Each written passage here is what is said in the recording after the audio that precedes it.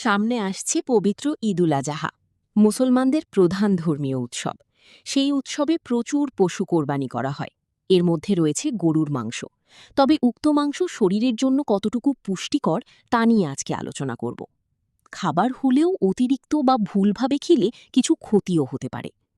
উপকারিতা: প্রোটিনের ভালো উৎস, শরীর গঠন, পেশি শক্তিশালী করা ও ক্ষয় পূরণে সাহায্য করে। আয়রন সমৃদ্ধ, রক্ত স্বল্পতা বা দুর্বলতা কমাতে সহায়ক। ভিটামিন বি12 থাকে, স্নায়ু ও মস্তিষ্কের কার্যক্রম ভালো রাখতে সাহায্য করে।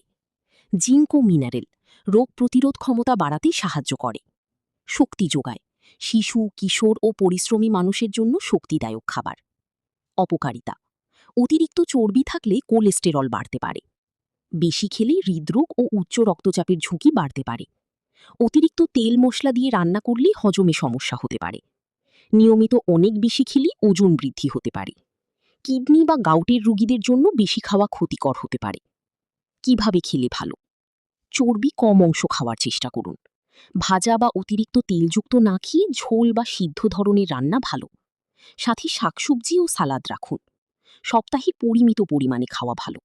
যাদের হৃদরোগ, উচ্চ কোলেস্টেরল, কিডনি সমস্যা বা ইউরিক অ্যাসিড বেশি আছে, তাদের চিকিৎসকের পরামর্শ অনুযায়ী খাওয়া উচিত। মানুষ অভ্যাসের দাস, তাই প্রয়োজনীয় ও উপকারী যা আপনার জীবনে কাজে লাগবে এমন ধরনের ভিডিও পেতে ভিডিওটি লাইক, কমেন্ট ও সাবস্ক্রাইব করুন।